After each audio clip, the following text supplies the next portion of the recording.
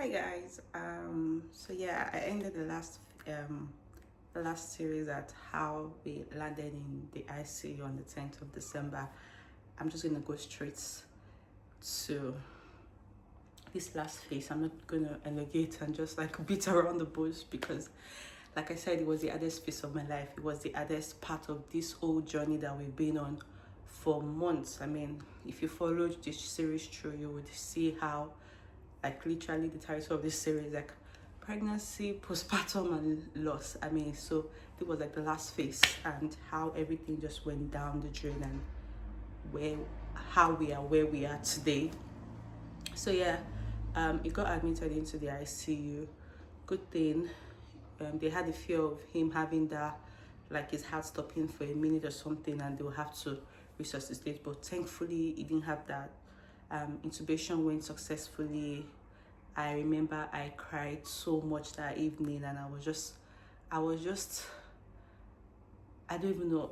I don't think there are words to really explain all the emotions I felt through this journey.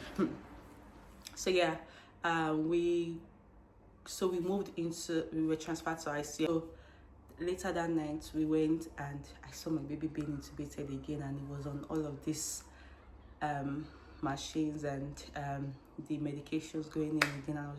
It just took me down memory of his first month, and I was just really sad that God, this is his 5th month. Like that day was his 5th month, and instead of moving forward, we were literally like taking a step back.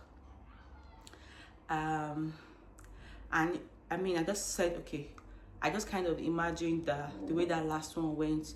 We were in for a while. I mean, it was a very tough period.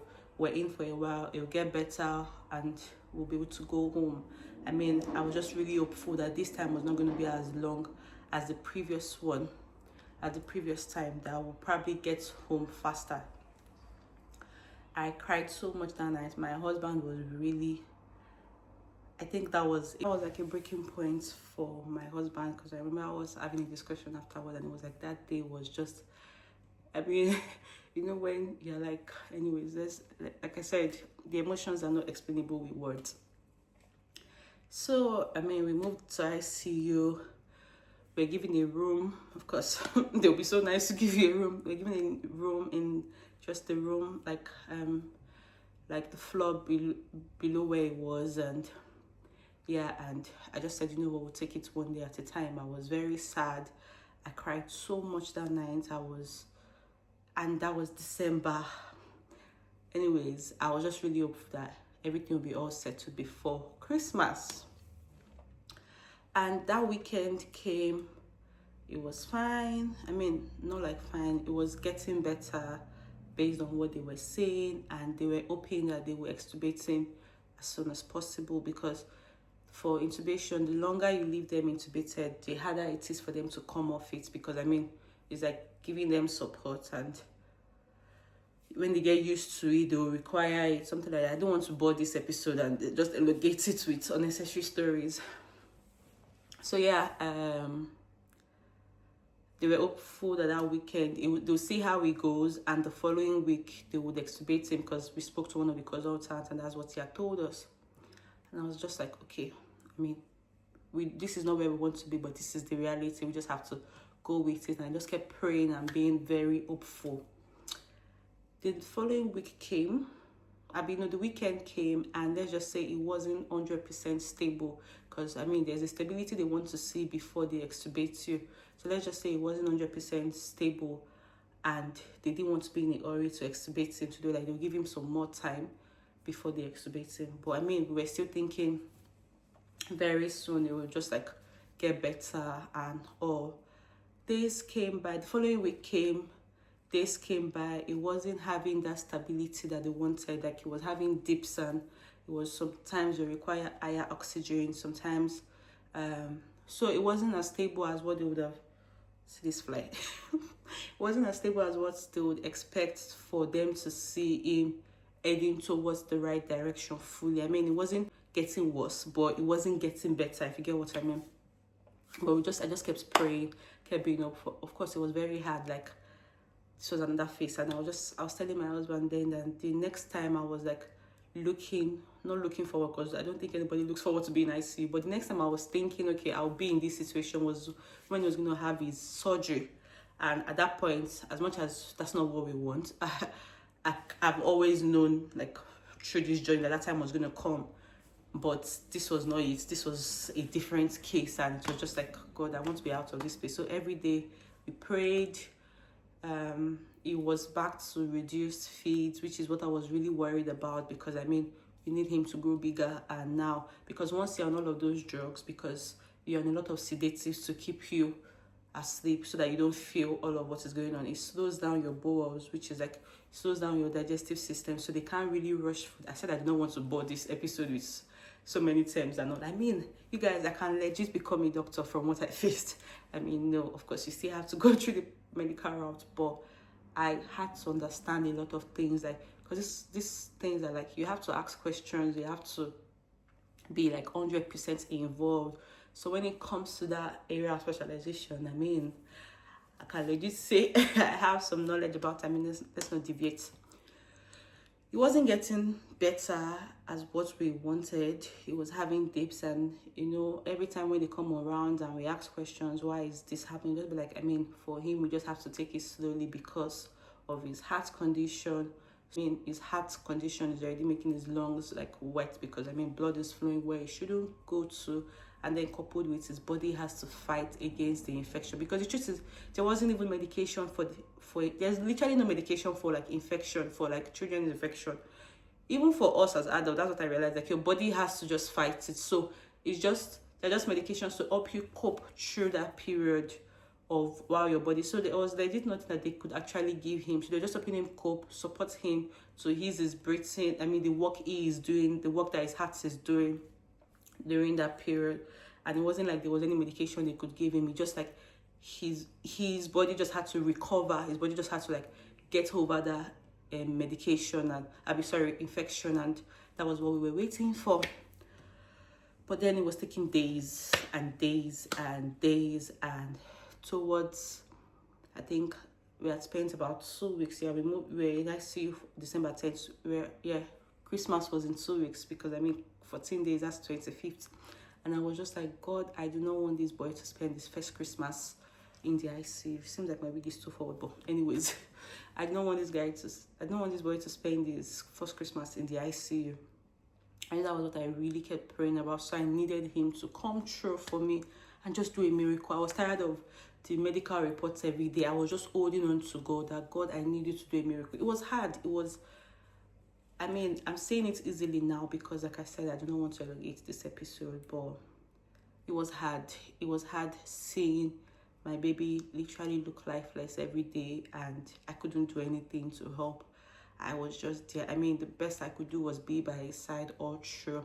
My husband had to keep working because, I mean, you need the finance to survive, but he was working in the hospital because he works from home normally. So he just had to set up in the hospital and just keep working. Because, I mean, I'd taken so many leave for the year because of paternity, times we were in the hospital. So I didn't even think he had any more leave to take. So he was in the hospital working. During his breaks, he'll come up. Sometimes when he's not so busy, he'll come up to see. And then once he's done from work, we are there. Like, we literally lived in the ICU. That's how it was. This fly is disturbing me. I actually opened the window down for a while. That's why I came in. But anyways, so it was nearing Christmas. They've put on, I mean, I think from December beginning, Christmas decorations are already always up in this country. So hospital was already Christmassy. Then they started sharing Santa gifts. I remember that particular day, they brought Santa Claus into ICU just to see some children. And at the sight of Santa Claus, you guys, I broke down in tears. Like, it was dawning on me that this boy was going to spend his first Christmas in the hospital. Of course, except if a miracle was going to happen, because with reality, looking at the stage at where it was with his recovery, it wasn't looking like we're going to be discharged soon. Because even if he gets better, for those kind of things, they don't just take off everything at once. They kind of win off all of the medications he has been, all of the stuffs he has been on, they win it off gently, because if they just do it all at once, it can have its own adverse effects. By the way, my camera is not in the middle. See better. Anyways, you guys, this is not a a fancy vlog. This is literally a vulnerable vlog, so we're gonna take it how it comes. And yeah, so what was I saying? I'm getting distracted. So yes, except a miracle was gonna happen, it didn't look like we're gonna be home before Christmas. And then I'm like, okay, even if we can't be home, let's be out of ICU, because of course, just because of, I mean, they're miracles, but they're also like procedures. So of course, if the miracle happens and it gets very well, they'll do the process of him being able to go home, but they'll still move us to another ward. So from ICU, you don't go home directly. They transfer you to like another ward where they observe you and like watch you gradually till you're 100% able to go home. So I was just like, okay, if we can just be out of ICU by Christmas, I would be more than grateful. And but I mean, it wasn't looking like, but for the girl that I was, for the faith that I had, there was nothing impossible to me. Like, impossibility was literally not in my dictionary. There wasn't a time I felt something I desired or asked God for was not going to be achievable. I just had that stubborn faith. I think that's what you call it. Anyways, and yeah, fast forward, it was getting to Christmas and we were not looking any better. Instead, things began to take a step backwards, and it was requiring more support than expected. And I mean, one of the consultants had explained that this is some of the things you see because their body is now getting used to the support they require more. Like, it's just a lot of explanations that I do not want to do. But yeah, it was not getting better like we expected. And I remember towards Christmas, on Christmas Day, Christmas was fine. No, before Christmas, it was already giving signs that it was not getting, like, it was getting a bit worse than normal. And they were really, they were worried because they were expecting him to go in this direction. I know when you're going to the other direction, they've done literally everything that they could do. And I think Christmas came. We spent Christmas in the hospital, and yeah, my husband and I, my sister and a friend of hers came to spend Christmas with us. So it wasn't the normal Christmas, it was just hospital. But we did what we could do. I made sure. I remember I sang Christmas songs for him that day by his bedside. I did not want to cry. I've tried so much to to make sure these videos that I've shared don't bring this part out. But yeah, so Christmas Day came, and when the hospital mind you, I taking Christmas. I done our Christmas shoot because of course people that know me know I like creating memories. So we had dedicated him just a month before Christmas, which was November, towards the ending of November. So I said, you know what? Use one stone to kill two birds, because in this country to do shoots is expensive. So I was just like, after we take pictures, I mean, since I would have dressed up, done makeup for the dedication, I'll just use that same makeup and do our Christmas shoot. So we had done our Christmas shoot. So we had Christmas pictures, very beautiful pictures I had planned to post. And on Christmas Day, I struggled to post those pictures because, I mean, for me, I post a lot, but posting for me is beyond just trying to show. Is coming from a place of I'm sharing moments, I'm sharing memories, I'm sharing joy. But that was not what was happening. I wasn't in the moments. Like, I wasn't living in, do you understand? Like, it was the opposite of the pictures. So at first, I was really like, is there any point posting the picture? But then I was like, the devil wants me to, wants to dim off this little joy and all that I have. So I struggled to post one of the pictures that they posted it, and that's when I realized how hard it was for me to post when it's not me. Because normal me is easy for me to post, like I'm a posting person, but that's when I realized that posting for me was more of living. It was living posting is living for me. And I wasn't living that moment, literally. So it was hard to put out a post. But I did put out one particular post. And I mean, nobody even knew what was going on. Of course, apart from few friends, close friends. And on Christmas Day, I think in the evening or at night, things just took a whole turn around. Like, he was just very sick. He was really sick, and he wasn't maintaining his oxygen at all. Like, his oxygen was just dipping.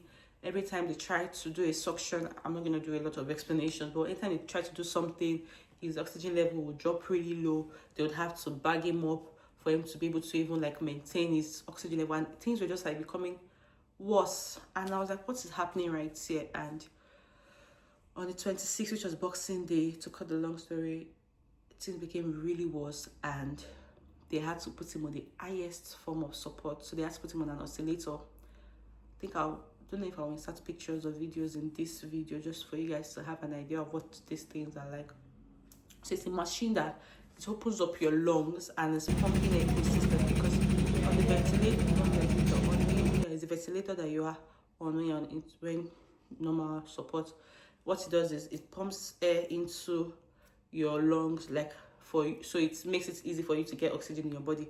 But the oscillator is like an older machine that it literally keeps your lungs open so that air is constant. So there's not that close and open. So it's like a higher machine. That's the highest support that they literally have to help with, like a breathing machine.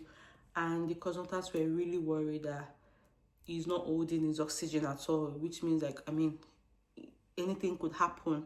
And literally that night, on the 26th of December, they told us they think he's going to go that night, because like it was a really messy situation. Like, all the consultants had to come in. Like, it was a really like life moment, and it dawned on me that I could lose my son this night. And I was like, God, what is happening right here?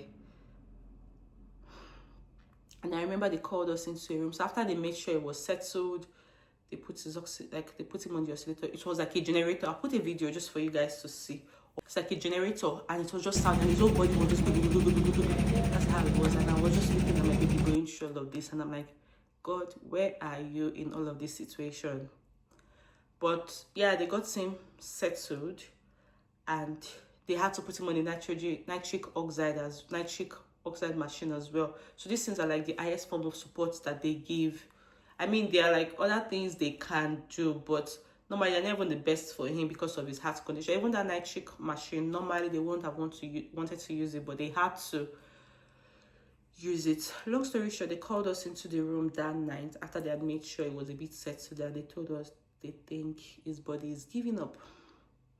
I mean, apart from the infection, all of these things that he has been on, because this was already like 2 weeks plus that he has been, about 2 weeks that he has been on the breathing tube, and it is naturally like not the best, and that they don't think his body is willing to continue. I'm like, what do you mean his body is willing? And they literally told us they think he might die tonight, that they don't think he'll survive the night, because if anything happens at this point, there's nothing they can do. At that point, even with the oscillator, his oxygen level was not like the best. It wasn't like maintaining, so they didn't see it being like as effective as they would have wanted. So that was why they felt like, I mean, this was it. And they were like, he was going to die that night. That, I mean, they would want us to have our good moments with him. We should call loved ones. If we want them to offer baptism for him. They literally had given up. They felt like it was it. And, you know, I got so angry in my spirit, and I went into the room, and so they were trying to put a needle down his hand again, because they needed access just in case he decides to give up, and if there's anything they can still do to help him. So they were trying to get another line down his hand, but his veins were difficult to find. And I remember I went in after we left that room. I just told the doctor, I said, he's not going to die, he's going to live. No matter, I'm not doing Professor, I kept saying he's not going to die, he's going to live. And then I went into the room where he was, and I laid my hands on his head, and I started with a low tone. I kept praying, and I kept declaring the word of God. And before I knew it, my voice was so loud. It was my husband I was trying to calm me down, because I mean, it was a general ward, so other babies were still there, and other nurses and others. So literally, I was causing a scene because I was screaming, I was praying, you would not die, you would live. I will not cry over you. I will not know your grave. I kept declaring all those words. I kept my hand on his, and I just prayed so much, and I just felt this peace in my heart that he wasn't going to die. And I just left, and of course we didn't leave that night. We stayed so into the morning because when you just, the truth is, I can't really do anything, but when you just feel like in case anything wants to happen, you want to be there to pray. So that was how I waited, guys. We stayed there till like about, I think we didn't even leave there until like 2 a.m. or something. That was Boxing Day, by the way, 26th and 27th. We went to our room to catch some rest because I was exhausted. And mind you, while I was in the hospital, I was still pumping. I had so much milk that was enough for him. Like, even the hospital, they didn't have space for my milk again. We had to be going home sometimes to drop some of this milk at home. But I couldn't stop pumping because, breastfeeding is demand and supply. So if I literally stop pumping, I'm telling my body I don't need it to produce milk again. I didn't want my milk supply to stop totally. I dropped it way to a point that was like really low, but I didn't want it to stop. So I was still pumping in the middle of all of these things, and I don't know how I got the strength. In fact, I don't know. Being a mother just that's on that top on that day. And we went to get some rest, went to eat or something, and 27th we went back. I didn't even think I was able to sleep well through the night. 27th we went back, my baby was still alive, and I was just like, thank you, Jesus, thank you, Jesus. And he was there. I think he was on that machine for a number of days. We just kept praying. I think he was on that machine for about 3 days. We just kept praying and praying, and that was all I could do. Literally, I didn't even know why I found the strength to still keep praying. I had to beg my husband because at that point he was sad and angry at God. I'll put it in literal word. He was angry at God at that point because he felt like he's a father. He knows how he's feeling watching his child go through this. That God is our father. How is he able to watch us go through this? After it was like legit angry, but just grateful to God that, in the midst of all of these things, we know deep down that God is a good father. So I just had to talk to him and let him know that we can't give up now. That's what the devil wants. We can't give up. We have to keep praying. And we did. We kept praying, and every night, every day, we would pray. We would just stay by the bedside, sing praises, pray, and just... Okay, I don't think I slept that night, that 26 to 27. I think I just did a mini video of praises around his bed. Anyways, back to it. The next couple of days, we just kept praying and hoping for a turnaround. And then I think about a few days after, a consultant came and said it was overventilated. That is, like, he didn't need this much support again. For them, that they thought he wasn't even going to be able to come off that support that it was, that they were like, they thought he was going to die even with it. The consultant came and said he didn't need the support and they can. So they started winning it down. So they took him off from the oscillator to the ventilator back, which was a good step, that's a major good thing.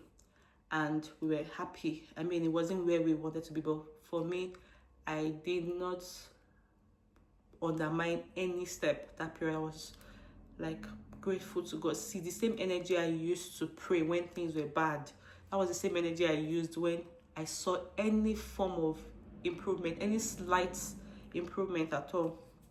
So I remember when they took him off the oscillator, I danced, I prayed. I was so happy that, okay, yes, when they thought he was going to die, God is still showing up and all. Long story, you guys. Days came by, it was back on the ventilator, and it was heading in the right direction. Let's just put it that way, because they were able to get him off his roconium. Roconium is like, it's paralyzed. They make you paralyzed. So he was able to get off his roconium and he sustained it, and so that was good improvement. They were able to start winning down the things little by little. So it was looking like good improvements, and all we needed to do was keep praying. I kept praying, I kept praising. We kept thanking God, we kept praying. New Year came, we crossed into the new year. We're in the hospital. It was not where we wanted to be, but that was our reality. And we did our new year with our baby on the hospital bed. And we just, there was a video we made that night when we were in the midst of storm. But we still found a way to praise God when we're crossing over to the new year. I remember after we did the new year with my baby in his room and all, prayed, and me and my husband went to the kitchen of the hospital and we danced. We danced. I have that video. We just kept dancing and praising God and hoping for a miracle. Days after, that was 1st of January, days after, we're just taking each day as it comes. There was gradual improvements, and we're just hoping that very soon it'll get better. And just on which day, I think sometimes around 7th of January or 8th of January, it wasn't just, something was just wrong, and I complained that I wasn't comfortable with it, but I couldn't place what was wrong. I was trying to say, like, some things were not just right with the care they were giving him, and some things I complained, I voiced out, and I mean, they did what they could do. And on the 10th of January, which was, it was 6 months that day, and I was extremely sad. I was extremely sad. Let me go back to on the 9th. On the 9th of January, my heart was so heavy. It was heavy to the point that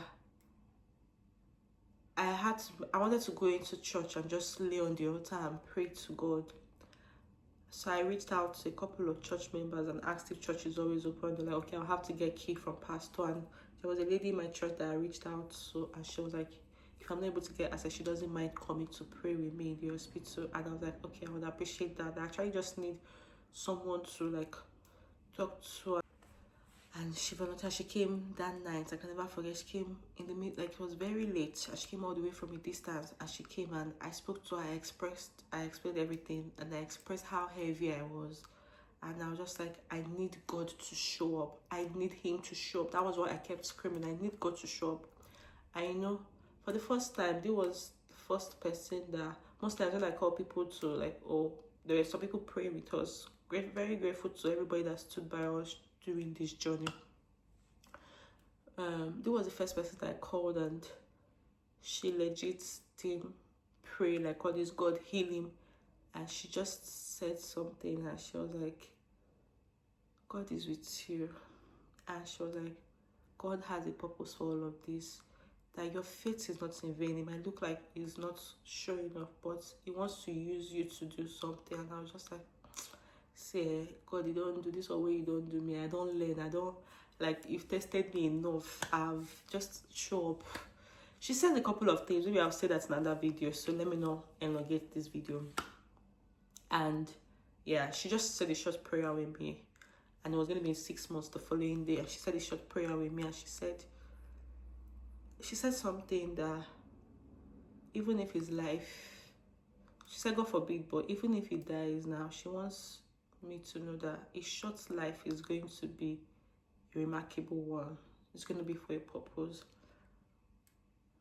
And of course, I wasn't ready to accept that. I mean, she too didn't say it as far I was going to die, but she wanted me to know that there was a purpose. There was something God was bringing out from all of this.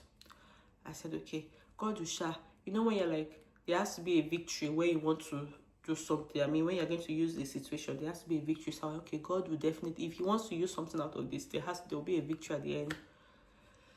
The 10th of January came. My baby was 6 months, and I was sad. I'd not had the best of motherhood journey. I wouldn't trade anything,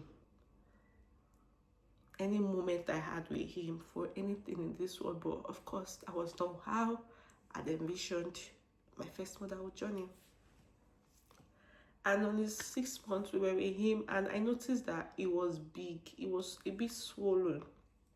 And I complained because normally once you're in that situation for a while, they check for this thing because it means your body is retaining fluids and not passing out. So his body was a bit swollen, and I kept complaining. And that day wasn't holding his heart rate was high, so his BP was a little bit low that day. His BP was low the 10th of January. They were concerned, but they said he needed blood. So they're going to do a blood transfusion, and maybe his body is low on blood. That's what, I mean, of course, his blood count was low, so they said he needed blood, but it was taking a while for the blood to come. So that was the excuse for all of the way it was, like, it was looking swollen. And And they were hoping that, okay, when he has his blood pressure will come down as well. That evening, I think he had taken his blood. No, yes, they had given him the blood that evening. When I went back, it looked swollen. It just looked like a lot of things were stored up in his body, like a lot of fluid, and it wasn't, his body wasn't processing it. And then they checked his, because they do a gas every time. His numbers were not great. That was it. His numbers were not great, and it was the blood pressure that was really low that day. Funny enough, he was maintaining his oxygen, but his blood pressure was low. And that evening, I was really concerned. And before we even went to bed, they had said, oh, they'll give him some fluids, and hopefully his blood pressure gets better before morning. Everything settles down.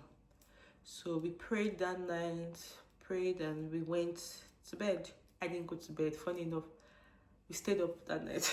It's very funny. That night, the 10th of January, into the morning of 11th of January, I stayed up and we praised. And I tried to snap a bit because we're going to go up. So that just about 6 a.m. we received a call that so he has not had a stable night. His blood pressure has been low. They've given him like what they would expect to give to help. It is not getting any better. His oxygen level is beginning to drop. His heart rate is beginning to drop. That it would be best for us to come upstairs right away. When we got there, the lady explained that the consultant, like, she thinks this is it, that she thinks he's going, that his numbers have not been great. His blood pressure is very low. His heart rate is dropping. And it sounded so real. And the truth was, I didn't still want to accept it. And just right there when she was trying to explain to us that she thinks it would be best for them to take all of these machines away and we have him for the last minutes of his life. It was too much to process at that point. And normal me, still very firm in God that nothing was going to happen to my baby. And just while she was talking to us, his heart rate and his oxygen level dipped so badly. And she was like, he's going. And she was like, can they take off all the machines? That she doesn't think is what's keeping all these things on him, that they want to give him to us. And literally we saw it with our eyes. His heart rate had dropped so low. His oxygen level had dropped so low.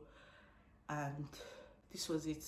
We told them, okay, they can take off the machines and we'll have him. I know I don't even know what I was lost. And I just said, you know what, okay, I'm coming. I just stepped outside and I went to call my brother, call my sister, and I was like, okay, they said this is happening. My husband was there with them, and I just needed to just like tell somebody else, do you understand? Like, maybe you guys start praying something. And then the next minute when I was called back in, they had given my baby to my husband. And my husband was crying, holding him, was screaming, he was shouting, he was crying, he was just telling him how much he was loved. And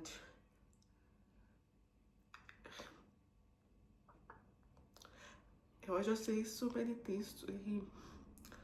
And I was lost at that moment. I didn't even know what had happened. And I went in and my husband was crying profusely, and I knew something had happened. And I asked to carry him, and there was no heartbeat. At that point, there was no heartbeat, and I couldn't even shout.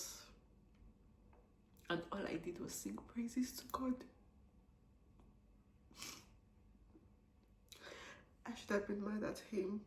I should have been angry. But all I could do was sing praises to God. And I was carrying my child who had just passed.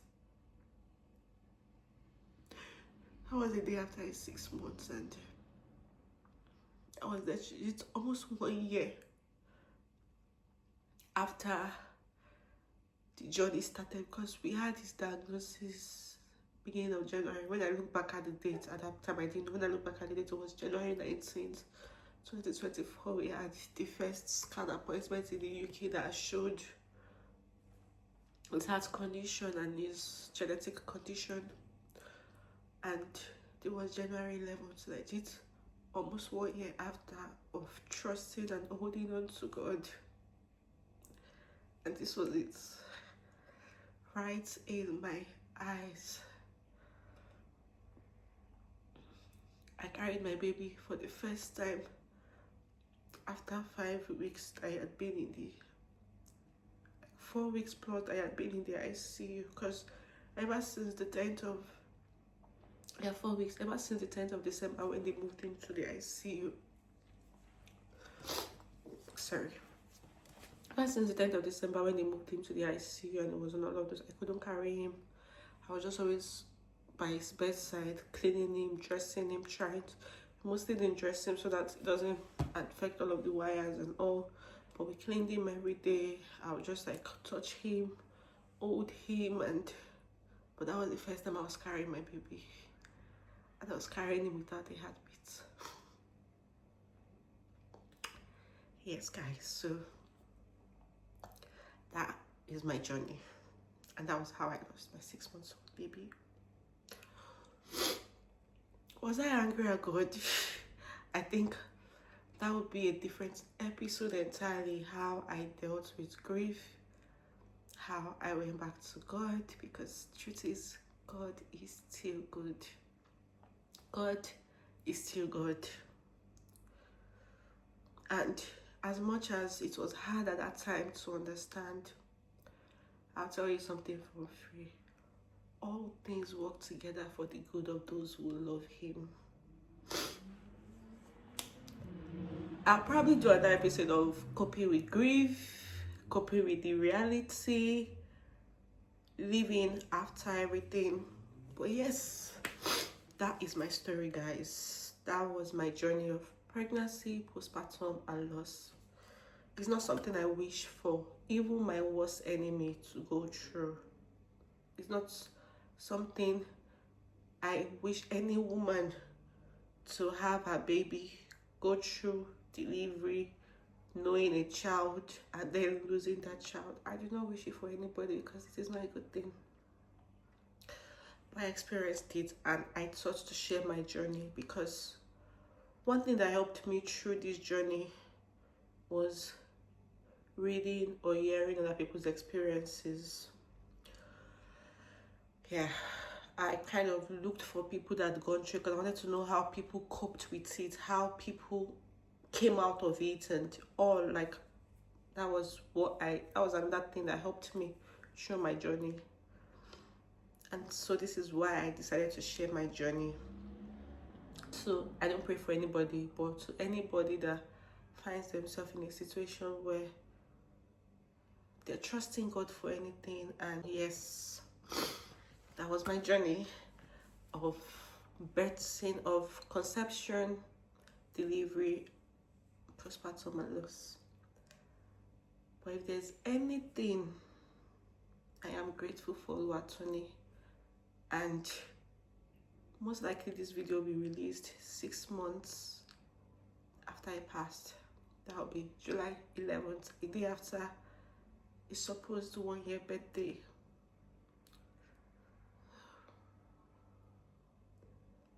I do not one day regret knowing you. Do not one day regret not terminating you. I'm so grateful for all the memories that you brought to us. And I know that soon again we'll meet.